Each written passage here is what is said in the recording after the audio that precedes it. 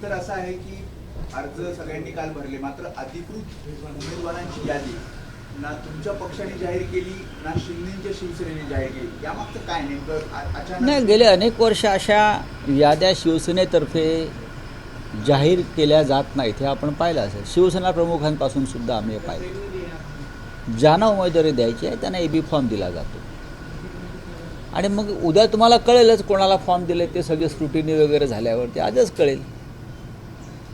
त्याच्यातून तुम्ही काढू शकता ना कोणाला उमेदवारी दिले. आणि काय उमेदवारी दिली लपून राहत नाही, याद्या जाहीर करायच्या, मग त्या यादीतून गोंधळ व्हायचा, हे प्रकार बहुतेक सर्व पक्षाने थांबवलेले आहेत. उमेदवारांचे अर्ज वैध ठरल्यावरती जी यादी येते ती फायनल. काल संध्याकाळपर्यंत शिवसेनेने ज्यांना उमेदवारी अर्ज दिले, AB फॉर्म दिले, त्या सगळ्यांनी वाजत गाजत आपले अर्ज भरलेले आहेत. महाराष्ट्र नवनिर्माण सेनेच्या उमेदवारांनी सुद्धा उत्साहात अर्ज भरलेले आहेत.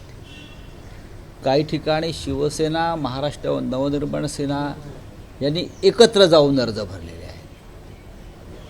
बाकी इतर पक्षात काय गोंधळ चाललेला आपण पाहिला असेल. 14 ठिकाणी महायुती तुटलेली आहे. जी काय महायुती म्हणतायत ती 14 महानगरपालिकांमध्ये ही महायुती तुटलेली आहे. अनेक शहरामध्ये महायुतीमध्ये लोक एकमेकांच्या छाताडावर बसलेले आहेत. शिस्तबद्ध वगैरे भारतीय जनता पक्षाच्या तिकीट वाटपात नाशिकपासून संभाजीनगरपर्यंत आणि ठाण्यापर्यंत काय गोंधळ झाला आणि लोकांनी, महिलांनी, मुलींनी कसा आक्रोश केला, हे सुद्धा चित्र पाहण्यासारखं होतं. बाहेरून आलेल्या उमेदवारांना, गुंडांना उमेदवारी देण्याचं काम अजित पवारांपासून सर्वच पक्षाने केलं. ही लोकशाही आहे त्यांच्या पक्षात. भाजपने की रीग आहे आमच्याकडे म्हणून हा गुंडांची रीग लागलेली आहे. काल गजा मारण्याच्या बायकोला अर्ज दिला आहे आणि रीग लागली आहे ती पैसे घेण्यासाठी आहे. उमेदवारीबरोबर जे 5 कोटी रुपये दिले जात आहेत उमेदवारी अर्जाबरोबर, त्या 5 कोटीसाठी ही रीग आहे. आणि शिंदेकडे उमेदवारीबरोबर 10 कोटी. छत्रपती संभाजीनगरमध्ये भाजपचे अनेक निष्ठावंत त्यांनी काल प्रतिक्रिया दिल्या. कोणी निष्ठावंत नसतं.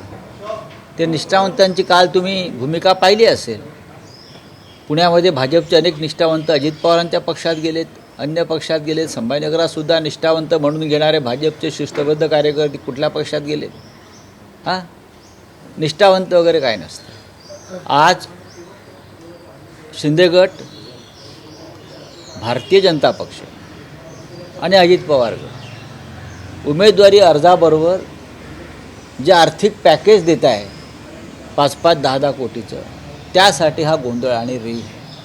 निष्ठाबिष्ठा त्या पैशाच्या पावसात वाहून गेलेल्या आहेत. आमच्याकडे शुद्ध कार्यकर्ते आहेत. शाखा प्रमुख असतील, त्यांच्या कुटुंबातला कोणी कार्यकर्ता असेल, जुने आमचे कार्यकर्ते आहेत सगळे. आम्ही त्यांना उमेदवारी दिल्या आणि सामान्य मराठी माणसं आमच्याकडून निवडणुका लढतात. आणि शिंदेच्या शिवसेनेमध्ये जाऊ द्या. अनिल कोकीळ आहेत, त्याच्यानंतर प्रीती पाटणकर आहेत. अनेक जणांचं असं म्हणणं आहे की घराणेशाही होती, नेत्यांच्या मुलांना तिकीट दिली, त्याच्यामुळे काही जण नाराज होऊन अपक्ष त्यांनी अर्ज भरले. या बंडखोरांना तर रोखणार कसं? बघा, ह्याला मी बंडखोरी हा शब्दच मी काले म्हटलं. हे बंड वगैरे काय नसतं. याला तुम्ही कसलं बंड म्हणताय? या पक्षात तिकीट दिलं नाही म्हणून दुसऱ्या पक्षात जाऊन तिकीट घ्यायचं, हे बंड झालं का? बंड एकच झालं या देशामध्ये. ते 1857चं बंड, ब्रिटिशांच्या विरुद्ध स्वातंत्र्यासाठी, विचारांसाठी झालेलं बंड आहे. तिकिटासाठी बंड होतात. मग तुमची निष्ठा तिकिटावर आहे की पक्षावर आहे? असं बाळासाहेब ठाकरे नेहमी सांगायचे की तुमची निष्ठा तिकिटावर आहे की पक्षावर आहे ते ठरवा. ज्यांची तिकिटावर निष्ठा आहे ते निघून गेले. तिकीट नाकारण्याच्या नंतर दुसऱ्या मिनिटात जर एखादा उमेदवार जाऊन दुसऱ्या पक्षात उमेदवारी घेतो, याचा अर्थ तू गेल्या 10 दिवसापासून त्या पक्षाच्या संपर्कात आहेस. बरोबर ना? त्यांना परत बोलवणार की कशाला? मागे घ्यायला लावणार? नाही कारण नाही, जे दुसऱ्या पक्षात जाऊन ताबडतोब पुढल्या 5 मिनिटात उमेदवारी घेतात एवढं सोपं असतं का? याचा अर्थ तुम्ही मागच्या 10 दिवसापासून किंवा काही काळापासून त्या पक्षाच्या संपर्कात आहात की मला इथे तिकीट मिळालं नाही तर मी ताबडतोब तुमच्याकडे येतो. यांना निष्ठावंत किंवा बंडखोर वगैरे कसं म्हणणार तुम्ही? यांना बेईमानच म्हटलं पाहिजे. त्यातले काही लोक 2-2, 3-3 वेळा नगरसेवक झालेले आहेत पक्षाच्या तिकिटावर. इतर कोणाला, तरुणांना, नवीन लोकांना संधी द्यायची नाही का? काय पक्षात लोक वर्षानुवर्ष काम करतात, काही लोकांना आम्ही देऊ शकत नाही, पण काही ठिकाणी जर संधी असेल तर ती द्यायला पाहिजे. आणि अशा प्रकारे माननीय शिवसेना पक्षप्रमुखांनी अशा अनेक विभागामध्ये नवीन लोकांना संधी दिली आहे. जसं आता तुम्ही मगाशी शिवडीचा एक उल्लेख केलात. दुसऱ्या मिनिटाला त्यांना जाऊन शिंदे गटात उमेदवारी मिळते, म्हणजे तुम्ही गेल्या काही काळापासून त्यांच्या संपर्कात आहात. राज ठाकरे उद्धव ठाकरे त्याच्यामुळे कोळा देऊन कोळा काढलाय अशा प्रकारच्या राजकीय चर्चा ज्या आहेत ते मनसे काय बंडखोरी झाली?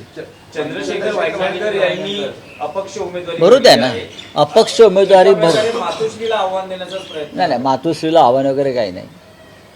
श्रीकांत सरमळकर यांचे जावई हरिशास्त्री यांना मेरिटवरती उमेदवारी दिली. उमेदवारी देणारे जे काय मंडळ होतं आमचं, त्या सगळ्यांनी एकमताने उमेदवारी दिलेली आहे त्यांना. वायंगणकर याआधी नगरसेवक होते ना, मग त्यांच्यावरती अन्याय झाला असं कसं काय म्हणणार तुम्ही? इतरांना पण संधी मिळू द्या आणि ती सुरुवात स्वतःपासून केली पाहिजे. नाही, पण राऊतसाहेब वायंगणकरांच्या उमेदवारीसाठी काल असं बघितलं, इकडच्या अनेक स्थानिक शाखा प्रमुखांनी नाराजी व्यक्त केली आहे, राजीनामे दिले. प्रत्येक मतदारसंघामध्ये एकापेक्षा जास्त इच्छुक असतात, एकापेक्षा जास्त, कुठे 10, कुठे 15, कुठे 16. या 16ही जणांचे समर्थक आणि पाठीराखे असतात, प्रत्येकाचे असतात. त्याशिवाय कोणी उमेदवारी अर्ज मागत नाही.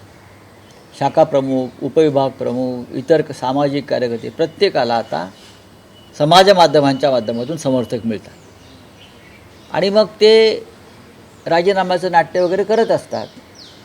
पाहू ना, हे काय अशा प्रकारे पहिलंच घडत नाही ना. यापूर्वी आम्ही गेल्या 60 वर्षापासून निवडणुका लढवतो आहे आणि तेव्हापासून हे चित्र सर्वत्र पाहायला मिळतं. पण अपक्ष मागे घेतील अर्ज 9 ठिकाणी 9-10 ठिकाणी. हो, मग आता ती राज ठाकरे उद्धव ठाकरेंची भेट झाली. आम्ही होतो त्याच्यामध्ये. अर्ज अनेक जण मागे घेतील.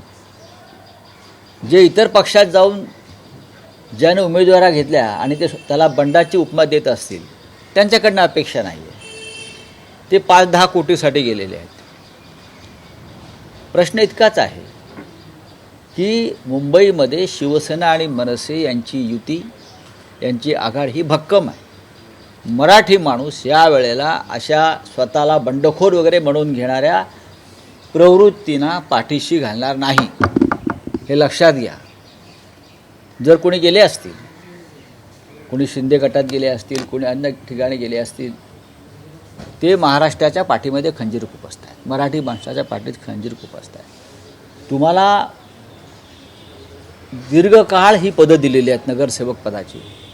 कुठेतरी जर पक्षाला असं वाटलं की बदल करायला पाहिजे, तुम्ही पक्षाबरोबर राहायला पाहिजे. तुम्ही कसले निष्ठावान?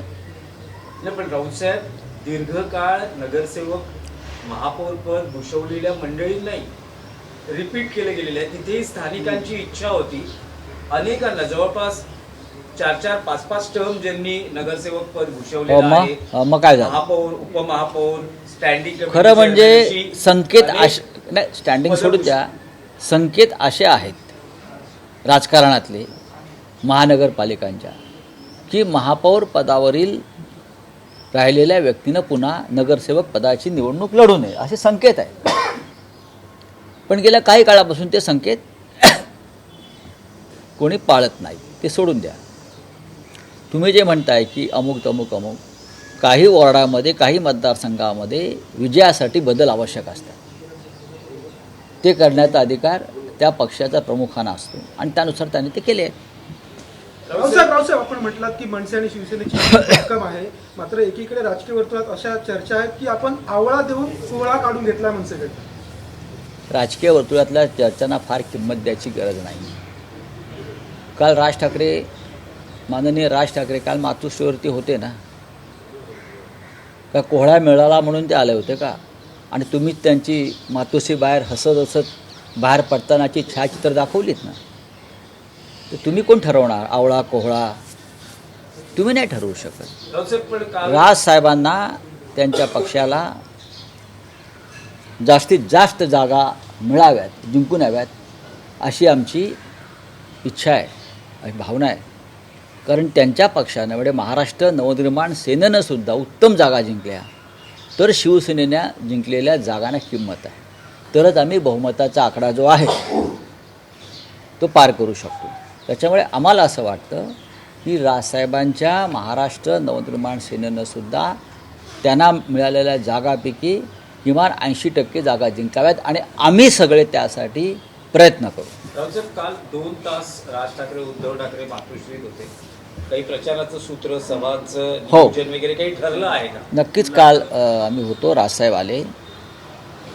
त्याच्या आधी मी राजसाहेबांच्या निवासस्थानी गेलो होतो. आम्ही चर्चा करून मग आम्ही उद्धवजींनी निमंत्रित केलं त्यांना की आपण मातोश्रीवर या, आपण चर्चा करू. आणि चर्चेचं जे सूत्र आहे ते संयुक्त सभा, प्रचाराची दिशा, शिवतीर्थावर सभा किंवा मुंबई, नाशिक, कल्याण, डोंबिवली, ठाणे इथे संयुक्त सभा कधी आणि कशा प्रकारे घ्यायच्या ह्याच्यावर नक्कीच काल चर्चा झाली. त्यात लपवण्यासारखं काही नाही. जाहीरनाम्याचं प्रकाशन, संयुक्त जाहीरनामा, त्या संदर्भात चर्चा झाली आणि ती सकारात्मक झाली, व्यवस्थित झाली. त्याचे काही आता आम्ही त्या संदर्भातल्या काही गोष्टी आम्ही आज ठरवून टाकू. महापालिका निवडणुकीत जसा ब्रँड ठाकरे हा प्रचाराचा केंद्रबिंदू असेल ठाकरे बंधूंच्या युतीचा, तसं भाजप आणि महायुतीचेही स्टार प्रचारक मुंबईत येणार आहे. म्हटलं जातंय की पंतप्रधान नरेंद्र मोदी हे नाही, सुद्धा प्रचारासाठी येऊ नाही शकतात. म्हणजे महानगरपालिकाच्या निवडणुकीला राष्ट्रपतीला आणलं तरी मला आश्चर्य वाटणार नाही. जसं काल म्हणालो मी की परदेशातून जर कोणी मोदींना मिठा मारणारे लोक आले तरी मला आश्चर्य वाटणार नाही.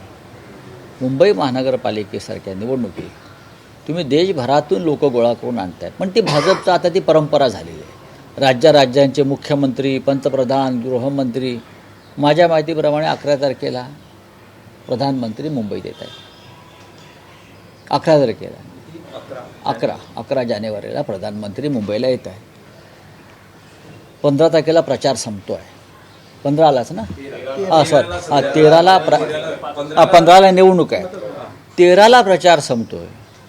आणि एका धार्मिक कार्यक्रमासाठी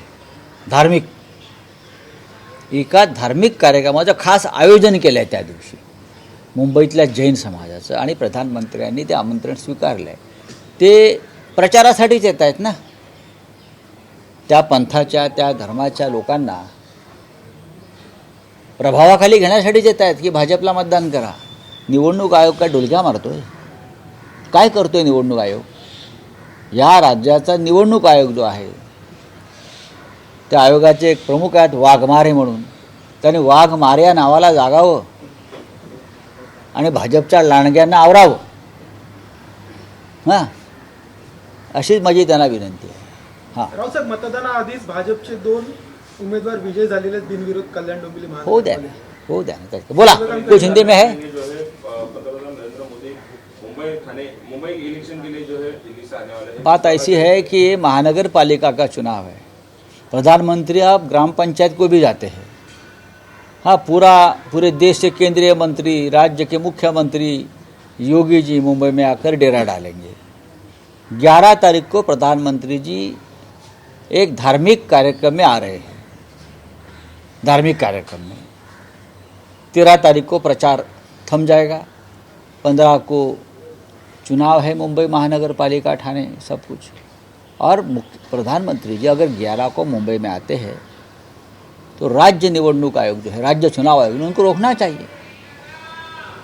कौन से कार्यक्रम को आ रहे? धार्मिक कार्यक्रम है, वो बाद में भी हो सकता है, लेकिन उस माध्यम से उन लोगों को वो अपील करेंगे कि भारतीय जनता पार्टी को वोट कीजिए, मैं आया हूँ. आपके कार्यक्रम, तो चुनाव आयोग की जिम्मेदारी है कि इस प्रकार के कार्यक्रम को रोकना चाहिए। Thank you.